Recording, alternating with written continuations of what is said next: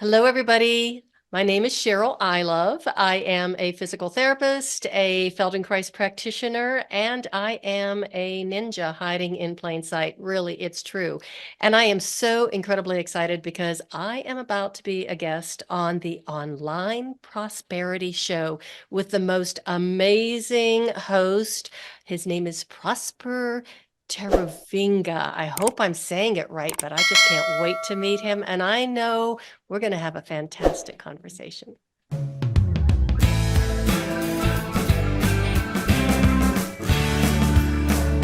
Ladies and gentlemen, welcome to yet another exciting episode of the Online Prosperity Show. I'm your host, Prosper Taruvinga, and let me tell you, I think today's episode promises to be one for the books. We've got a guest who's not just a fitness guru, but a true embodiment of resilience and empowerment. And our guest today, Cheryl. Cheryl, how are you doing today? I am doing fantastic, Prosper. How are you doing? It's so wonderful to be on your show. Well, I can't wait to have the reluctant ninja on the show. And for those that are wondering why I'm calling Cheryl ninja, I'll just take you out of your own misery. She's not your average fitness enthusiast. Cheryl's Forever Fit and Flexible program isn't just about breaking a sweat, it's about embracing the art of movement and finding vitality at every stage of life. Now, who wouldn't want a piece of that? Because at the end of the day, we're all, growing and becoming older, but movement is not part of what we actually, focus on as we age. And wait, there's more. Cheryl's journey is a fascinating, tapestry of how she became a ninja herself from the age of 47. And she is living proof that age is just a number. So buckle up, folks, because we're going to be throwing swords. And what did you call those things again, Cheryl? Shurikens. Shurikens, exactly. I'm going to be just throwing all those shurikens and nunchucks while we're ninjaing. Me and Cheryl, we've already been practicing our moves. So be careful. All right. As we're about to take you on a journey of self-discovery, empowerment, and even a few ninja secrets along the way. Trust me, you're not going to want to miss that. Now, Cheryl, I could go on and talk about your accolades and everything else, that you have done. Tell us a little bit about yourself and how you actually started ninjering.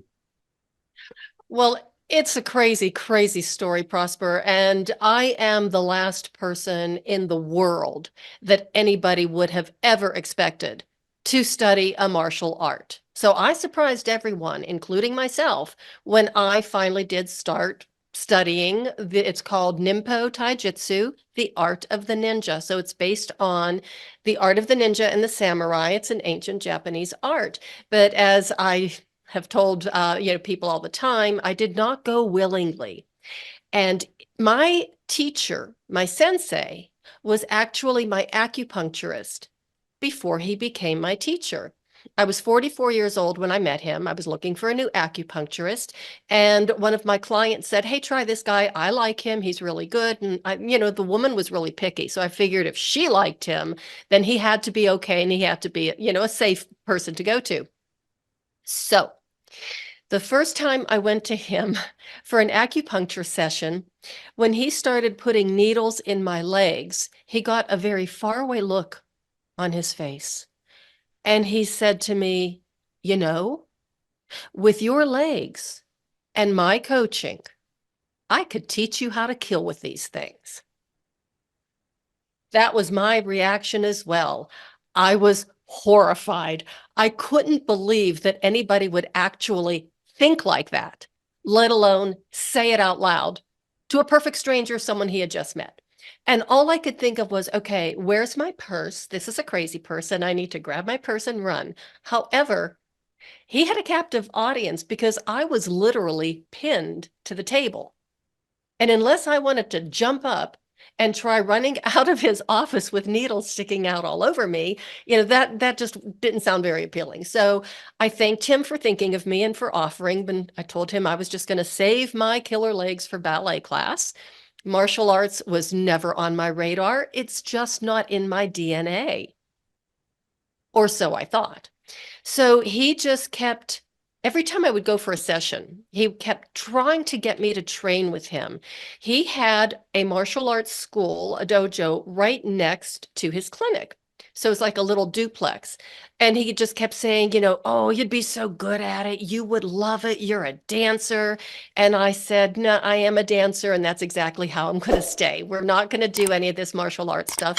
To me, it sounded really icky and disgusting. I mean, we sweat in ballet class, but it's an artistic sweat.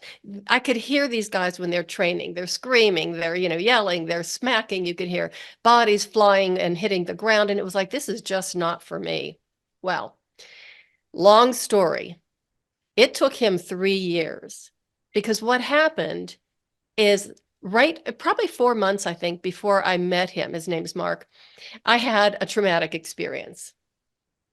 And what happens oftentimes when you have a trauma like that, when you try and report it, you try and get help, a lot of times the way people treat you is almost worse than the actual experience itself. And that's basically what happened to me.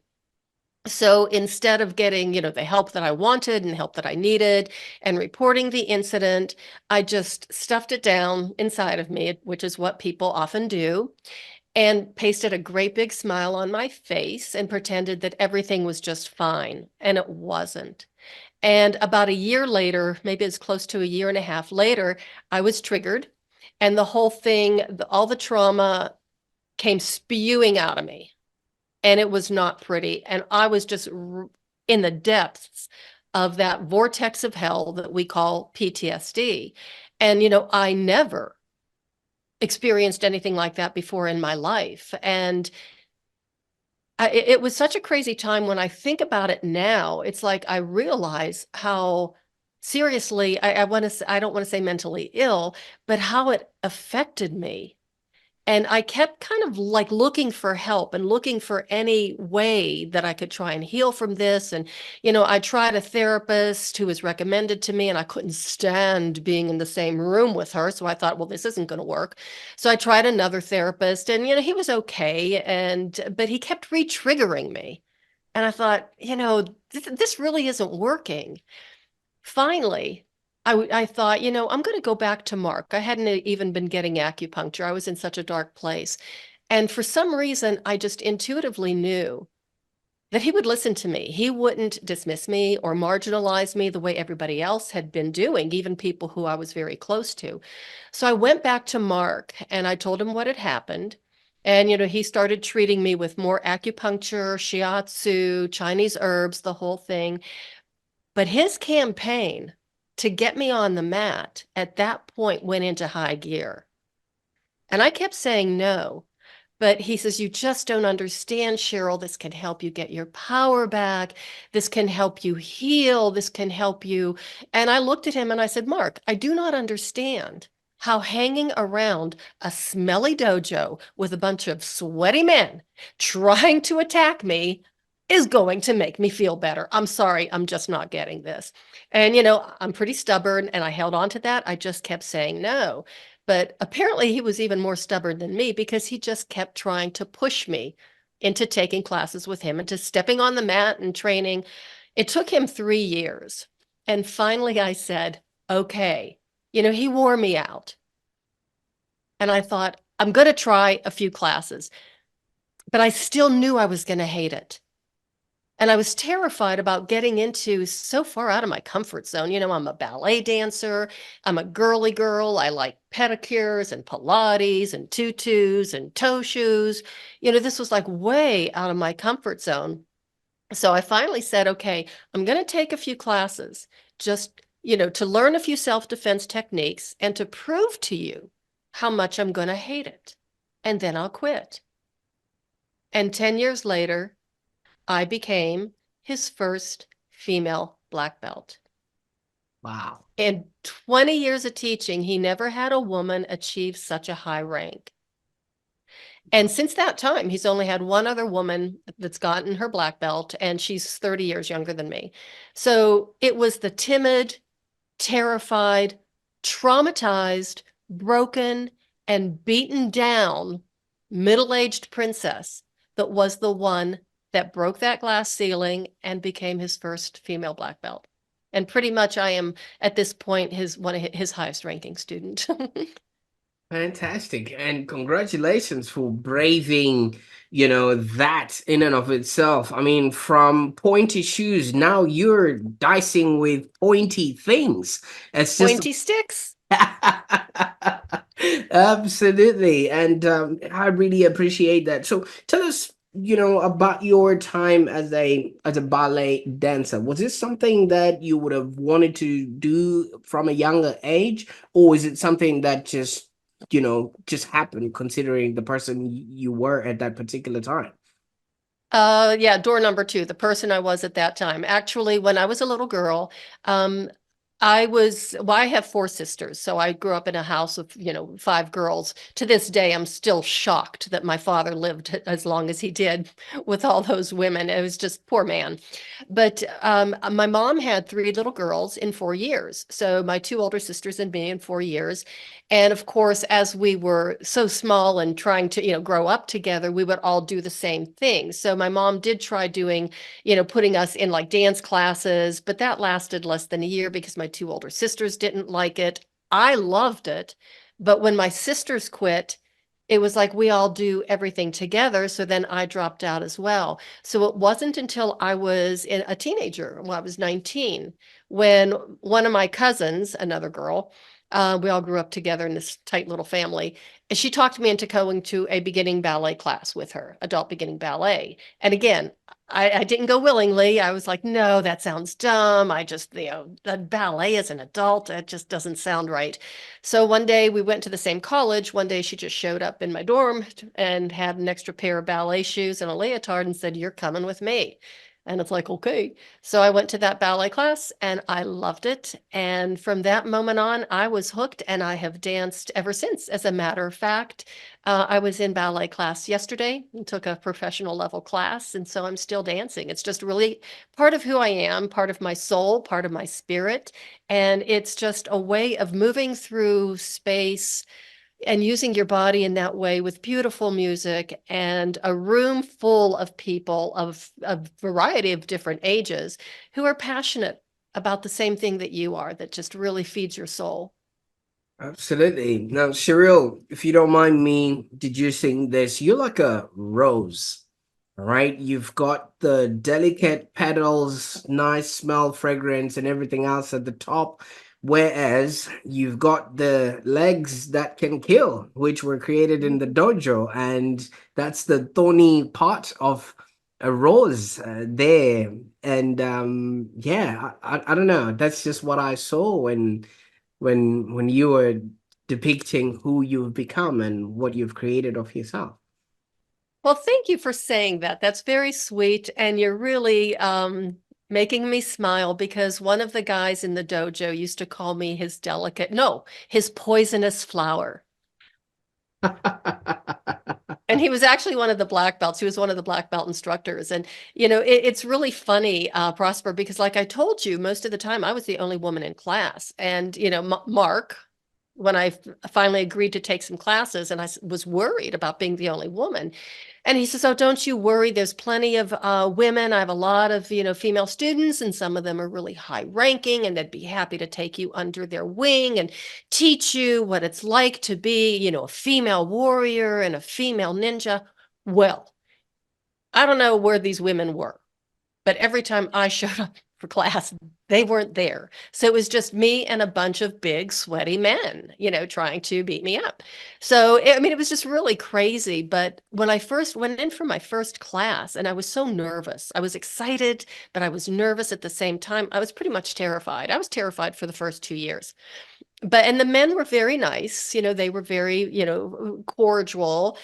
And I knew I didn't belong there because there I was in this environment that was just so, it was not me. And the guys didn't really, I didn't know how to talk to them. They didn't know how to talk to me. There was definitely a communication issue. And finally, after several months, we really got to know each other and got to like each other. And they were, they started feeding off of my feminine energy.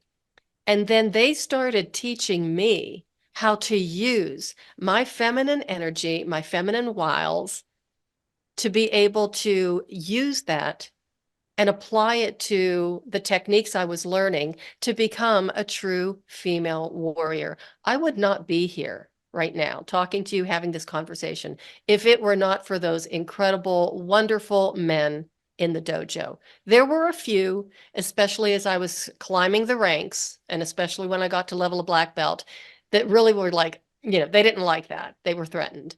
But for the most part, they really loved it, and they were the ones that helped get me there. Absolutely. And in the whole process, you've become a reluctant ninja. And, at 57, you literally were the first woman to grab this black belt. I like your statement where, you say, look like a woman, act like a lady, move like a ninja, and think like a warrior.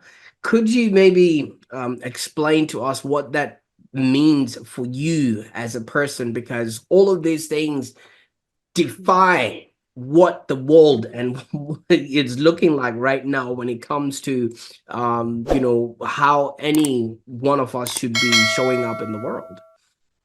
Absolutely. Thank you. That's a great, great question. That phrase, actually, that tagline came to me at 3 o'clock in the morning years ago. And when I was just thinking, so immersed in training and trying to put together how this became such an important part of who I am and where I had been before. And it's like just, the ballet and the dancing and the, teaching people how to move better and the movement in ninja, the nimpo, everything just kind of came together. And I realized that, oh my gosh, you can be this incredible warrior without having to have all these muscles and being, really, really gruff and to be aggressive. That's not what it's about. It's not about being a warrior. It's not about being confrontational. It's not about aggression. It's not about warfare. It's about compassion. We have a very compassionate heart. We love nature. We love, our communities, our families. All we want to do is to create a safe place for ourselves, our families, our communities, and to be able to go home in one piece at the end of the day. That's pretty much what everybody wants. So it was like, it's possible. And all this was going through my head at the same time. Yeah, I get very creative at 3 o'clock in the morning. You should call me sometime. And what happened, it was just like, that it was here I was, that I look like very feminine. I look like a woman, obviously, and that act like a lady part, because that came from the way the guys were training me. I was using that very ladylike, very feminine, very, docile type of persona to be able to lure people in. Like even, with the guys that I was sparring with, I would use that femininity and the feminine wiles. It was like, oh, please don't hurt me. I'm small. I'm delicate. I'm just a middle-aged lady trying to get by. And they'd go, oh, okay. And I go, boom, boom, and so it was just fun to do that. So it was like moving, you put that moving component, move like a ninja, because we do have a very succinct way of moving and thinking like a warrior. And that really helped get me through a lot of difficult times, even in my business, in my physical therapy practice. When things weren't going well, it's like, stop, just think, use your ninja movement patterns, do a little bit of ninja practice. It's almost like a moving meditation. And then the warrior thought processes would be released. It was almost like there would be this mental block that would just open up. And it's like, oh, yeah, now I see all of the pathways I could take to get through this certain roadblock. I quite like that. And I'm still sort of really hung up on the fact that you discovered this while doing something that is also not a normal everyday occurrence, which is acupuncture. For a lot of people, that's Western medicine and is, reserved for people that are sort of in that sort of realm. And now you are pioneering this woman warrior, whole setup, in your life and everyday Mhm. activities. Now, could you maybe let us know how you ventured and gotten yourself, into this modalities? Because so many people will then be like, oh, I don't think that's the kind of thing that I would maybe have been doing at any given time. Mhm. As far as the martial art or some of the other modalities that I practice. The other modalities that you're practicing. So you're doing acupuncture, and some of the stuff you do is what do you call it? Feldenkrais. Feldenkrais. Yeah. Yes, and Pilates and all those very out of the normal type stuff that are not going Mm-hmm. to the gym every day to keep fit. That is a really great question, and kind of like a funny story here too. Is I was a chronic pain patient when I was in my mid-30s, and for 2.5 years, I lived the life of a chronic pain patient, and I was a good patient. I did everything that I was told by my physicians. I took all the medications. I went to all my physical therapy appointments. I was not a PT at the time. Did the I can tell you this, don't tell anybody, stupid stretches. I mean, and stupid exercises that the physical therapists gave me. And I could say that now because I am a PT. But I did everything I was told to do because I was Western medically trained. And so that's where my mindset was. But it took me, I just kept spiraling down into this horrible pain spasm cycle until I was almost like incapacitated, had to cut way back down on my work schedule. I was a respiratory therapist. That was my prime or my first career. And so I had to cut back on my hours. I couldn't go to any ballet classes. That was out. I was just kept going to doctor's appointments. And one day, one of my physicians said to me, that I would never be able to do my laundry and my grocery shopping all in the same day because the arthritis in my spine was so severe, I would end up being bedridden. And I just looked at her and it's like, she was speaking a foreign language. And I looked at her, I says, no, you don't understand. I'm planning on going back to ballet class. And she laughed in my face and said, no, you don't understand. You will never have the life you had before. You will never have the life that you want. And forget about going back to ballet class. Even if you could do it, you're just way too old. And she knew one of my goals was to get my master's degree, go back to school and become a physical therapist. And she says, forget about physical therapy because even if you could do the work and you can't, you are too severely injured, you are too broken, you could never do the work. And besides, you're way too old to go back to school. And I was 36. Then she told me to start applying for disability because I was going to need it. So I went home, I hit rock bottom, and it was like a couple of days later, I had this epiphany, almost like, mental head smacking moment. And it was like, you know what? This is your responsibility. You need to figure this out because not only are they making you, not making you better, this is making me worse. That I was in this incredible cycle that they just kept feeding on and it was snowballing and the pain was getting worse and worse and worse. And, she had told me, the same doctor told me to start applying for disability because I was going to need it. She says, you are going to need it. So start applying for disability. But the funny thing, I was like, okay, I'm going to figure it out on my own. I stopped taking the medications. I stopped doing the stupid stretches and exercises. I knew enough about movement. Like I said, I wasn't a PT, so I didn't understand, the musculoskeletal system the way I knew the cardiopulmonary system. But I knew movement. I had studied Pilates for a long time just for my own, well-being. So what I would do, and I was a dancer, so I would take movements and I would dissect them. I would take like a Pilates exercise, a mat exercise, and I would just take it apart and do little bits and pieces of it very slowly, paying attention to my movement, paying attention to how I felt when I moved. It's like, uh-oh, this aggravates my pain. This relieves my pain. So I started doing that, and then I added one thing, and that was acupuncture. So that was my first experience with acupuncture. But the funniest thing was, even though I was so desperate because I was in so much pain, I was so embarrassed. It was like, oh my goodness, what if somebody sees me walking into an acupuncture clinic? How embarrassing is that, right? So at the time, like I said, I was a respiratory therapist, and the clinic I was going to go to for acupuncture was right down the road from the hospital. So we used to wear our scrubs for the respiratory therapy department was green.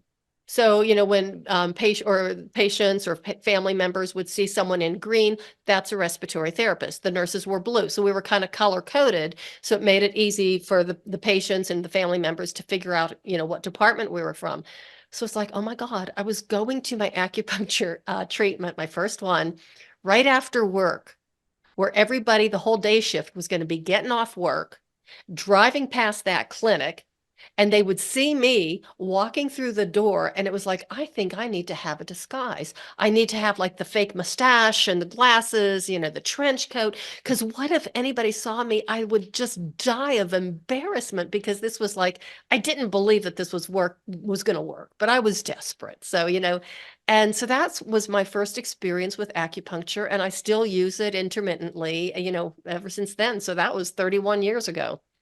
Absolutely. What a brilliant story, because so many people don't go ahead and seek the right treatment or the right Mhm, procedures, just predicated mhm, on what will people think, and it's at the detriment mhm. of their health. And I'm actually really concerned about this nurse who told you that you wouldn't amount to anything if She you was a doctor.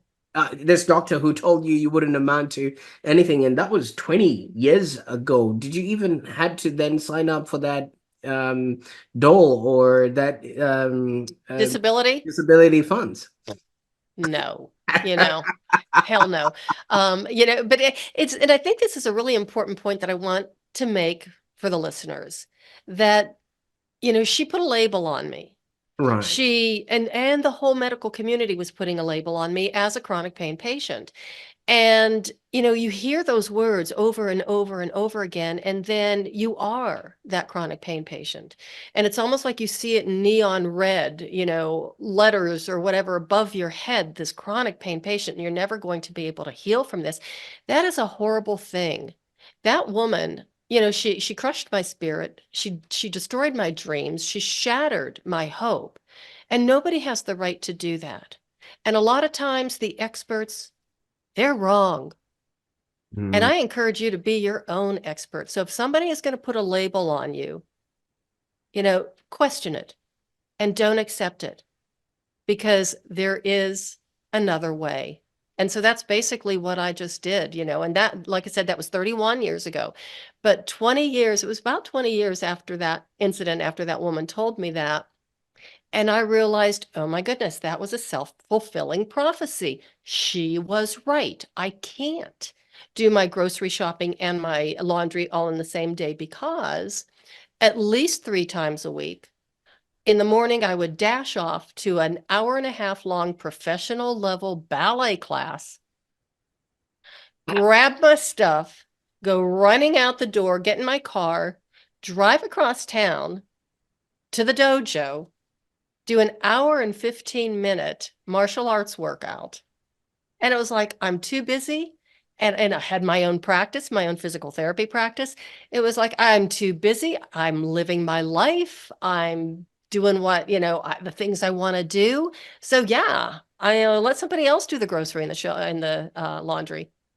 Absolutely, I love that. And if she was possibly watching right now on her lunch break and they just called in code green, what would you want to say to this doctor? Oh, you know what?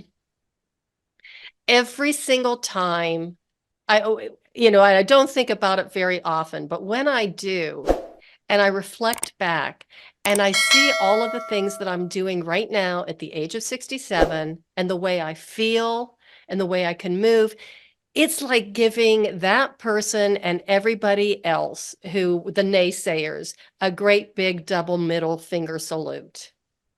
And I'm here to tell you something, and this is for the listeners too. I want you to know this. This is, something I really want to emphasize. Living well and looking good is the best revenge. Oh, absolutely. Because this is 20 years down the line, and she's probably just hanging on to a thread to safeguard her job. And there you are, enjoying life to the fullest. But that came about because you had this trust in your own body and mind connection, which a lot of people don't quite have Hmm. to then make Hmm. that leap. How do you incorporate maybe this philosophy in what you now Hmm. train people and in your teachings and Hmm. stuff that you've been doing? Oh, well, I got to tell you, I really did not have that trust in my own intuition at the time. I was just really desperate. And I think at the height of desperation, you see you're at this like precipice and you have to be able to decide, what are you going to do about this? What are you going to do now? And that's where it came about. And that's where my motivation was. But as I started doing it, then I realized, oh my goodness, I know myself better than anybody else does. I know what I want out of life. I know what I want to do. I know what I do not want. And that's even more important.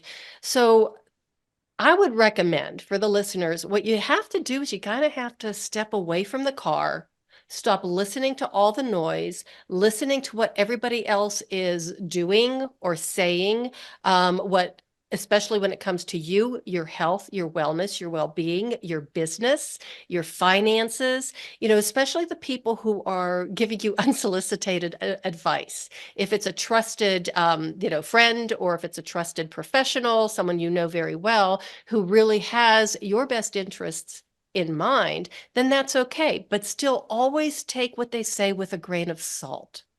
Because again, and I can't emphasize this enough, you are your own best expert. So step away, stop listening to the noise, and start listening to yourself. Turn off the devices, turn off the TV, turn off the radio.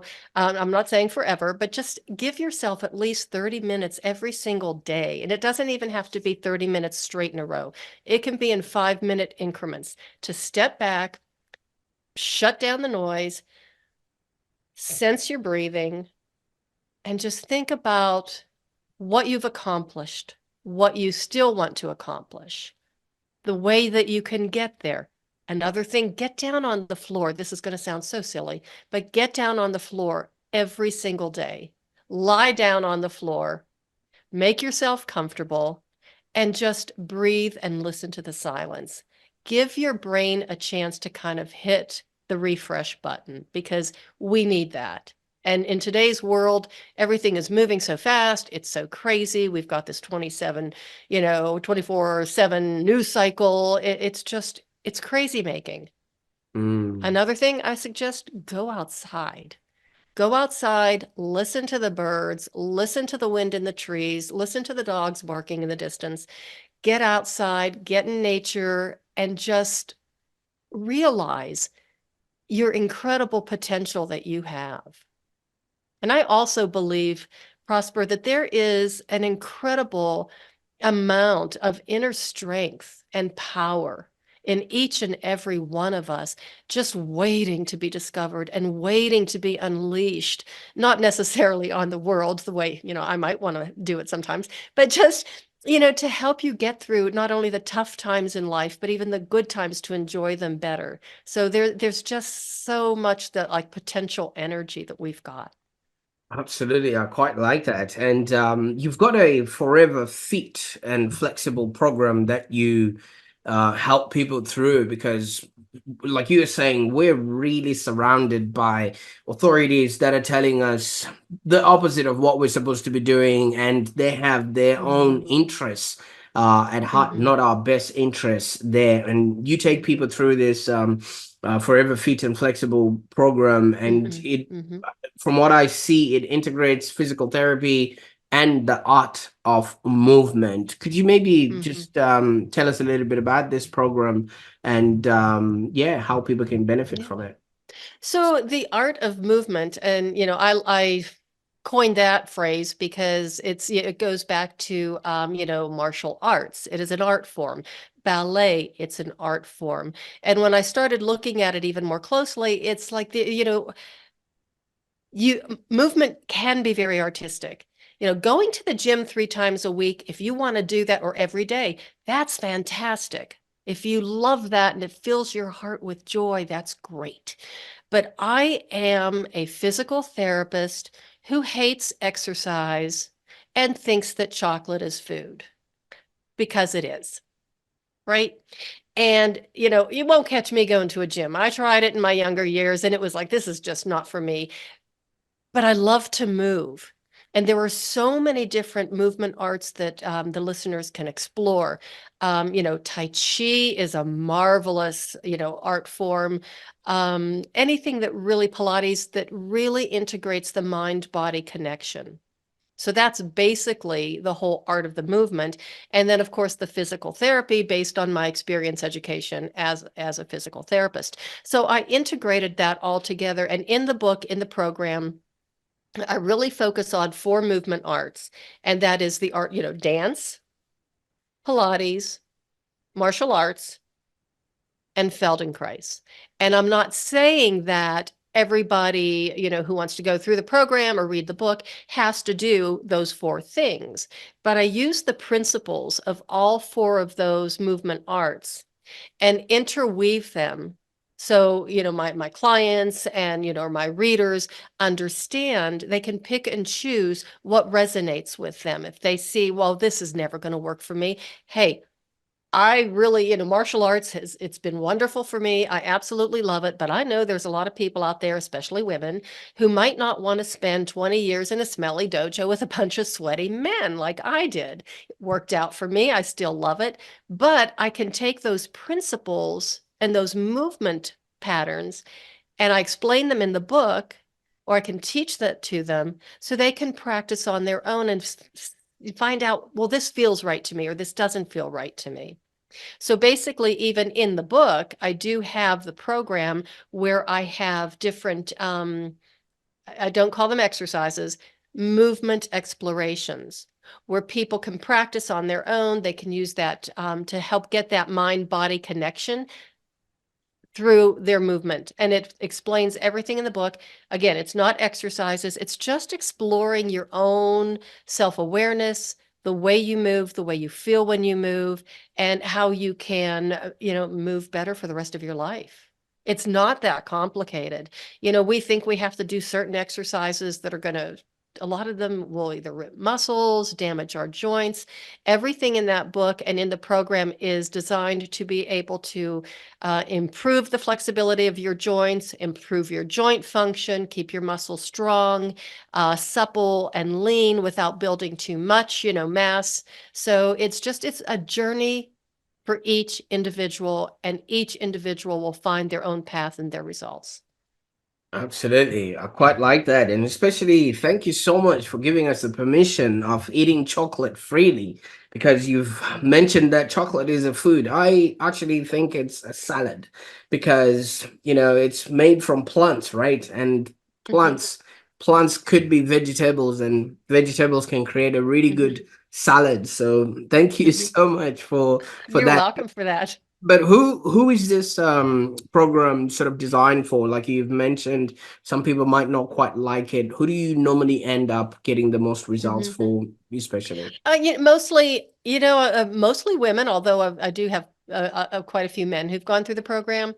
But the age of typically 40 to 50, even though, the book says, feeling fabulous at 50 and beyond. But a lot of people, when they start hitting 40, they start thinking like, oh my gosh, things are supposed to start falling apart because that's what society, the media, the health experts, and the fitness industry will tell us. But I have worked with people from the ages of, even in their 30s all the way up to probably late 70s. Absolutely. And what would be the best way that people can get started working with you? Well, just you can send me an email, you can contact me, connect with me through my website. My email address is info@CherylIlov.com. Just make sure you don't put an E on the end of I love. Everybody does it just out of habit. You can find me on social media, LinkedIn. I'm probably really, that's where I'm the most active.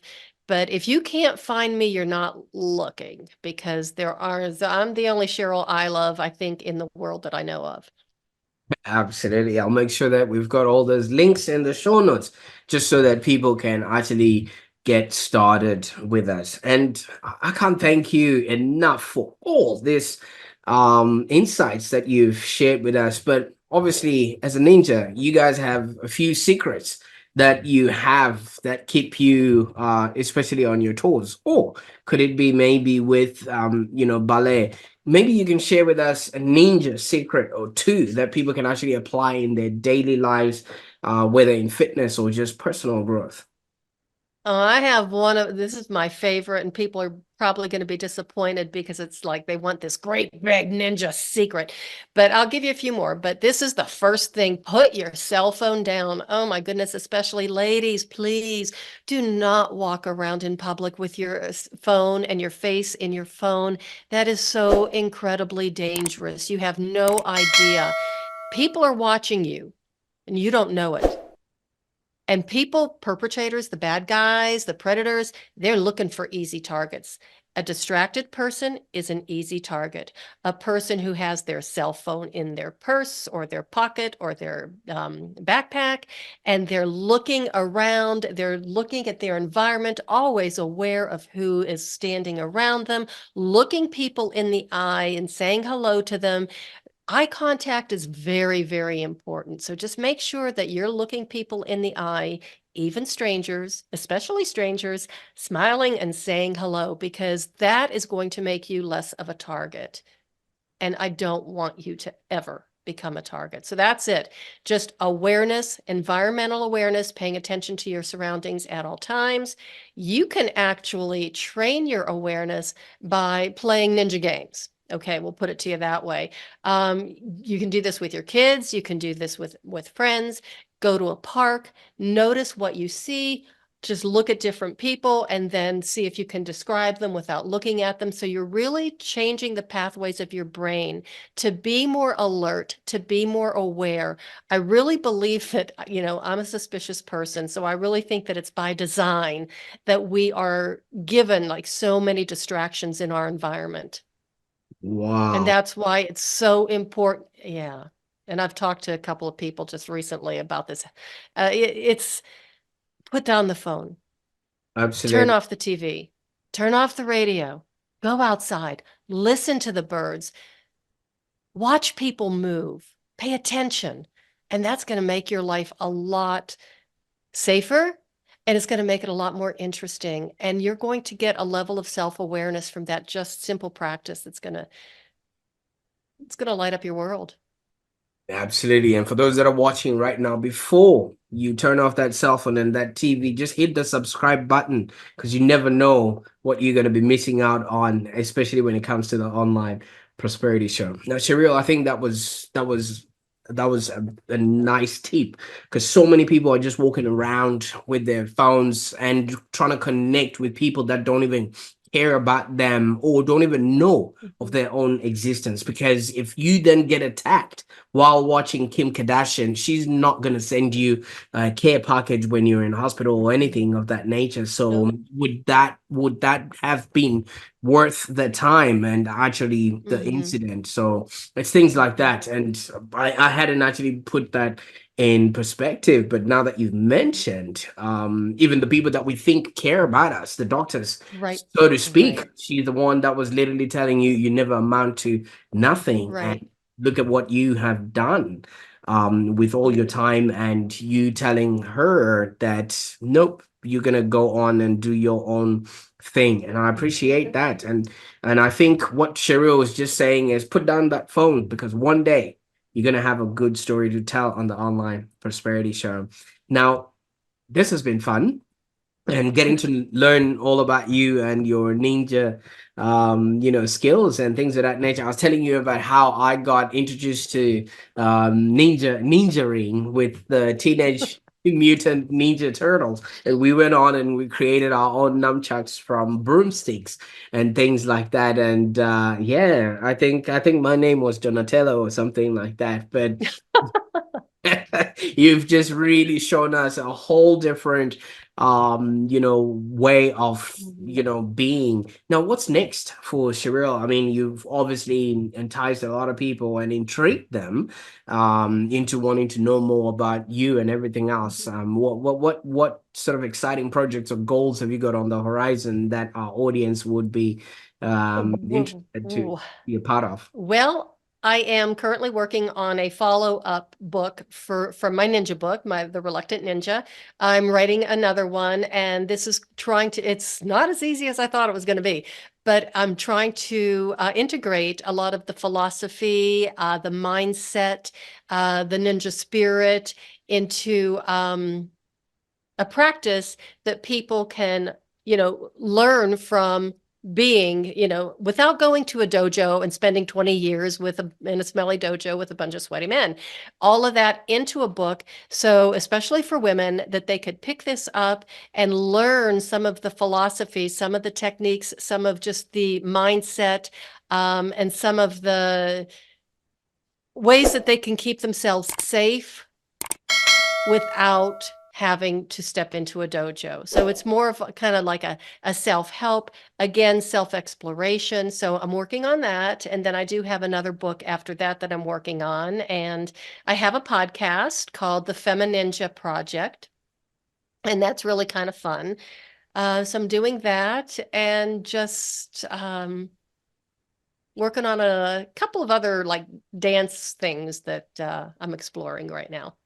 Absolutely. Well, for one thing, I'll be looking out at AGT just in case, a familiar face shows up on stage or in the next Netflix blockbuster. You never know who's going to be doing the stunts behind the scenes there. It could You be never know. our own reluctant ninja, Cheryl, right there. Man, I can't thank you enough for the time that you spent with us. But you know what you just did there, Cheryl?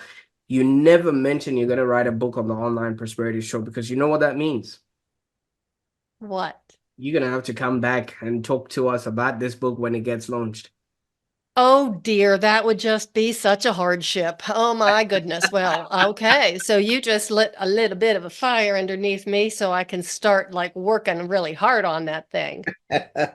Absolutely. All right. We'll be waiting for that book launch, and hopefully, you can use our platform to be one of those places where we can explore this new book. Because, like you say, if it can shave 20 years of smelly dodgers for a lot of women, I think it will actually be something that the world really needs right now, because so Mm-hmm. many people, like you say, just walking around looking at their phones and then don't Mm-hmm. have any awareness of what's actually Mm-hmm. happening around them. And I think that book will be that Mm-hmm. um yeah, well needed piece that will put people on the Yeah. straight and narrow. So thank you And so.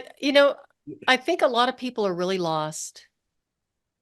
And if they can find themselves, I think they'll be a lot happier Mm. and healthier. Oh, absolutely. And like you said, it's the people that are around us that are well meaning, but obviously they are dishing out the wrong advice, even though they're in authority. And that, in and of itself, you can imagine how many people are not going to be able to, back themselves up and go into a dojo, which will then lead them on a path that you Mhm. have actually experienced. So thank you so much for sharing your time with us today on this show. And for those that are watching, that's a wrap on today's episode, folks. A huge thank you to Cheryl for sharing her incredible journey and insights with us. And I don't know about you, but I'm just feeling very inspired to actually kickstart my fitness journey right now. And you never know, I could actually be I don't know, maybe they could just call it a belt for people like me. They wouldn't actually call it a black belt. It would just be a belt that they give people like myself. You never know these things. I'll have to invent something. But Mhm. thank you so much for showing us what's possible, and that age is just nothing but a number. And if you want to learn more about Cheryl's programs and books, or even just grab a few ninja secrets, be sure to check out the links that I'm going to put in the descriptions below. And trust me, you're not going to regret it. And be on the lookout. She has promised she will be back with yet another episode when she launches her follow up book. So we're going to be holding that against her.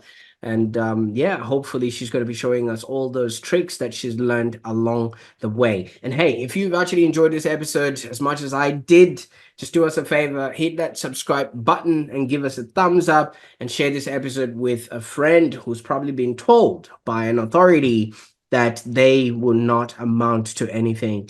And just show her what other people like Cheryl have actually done to turn around their lives. And I think together we can actually spread the word and empower more people to embrace vitality at any stage of their life. And no matter what it is that somebody who's well-meaning has told them.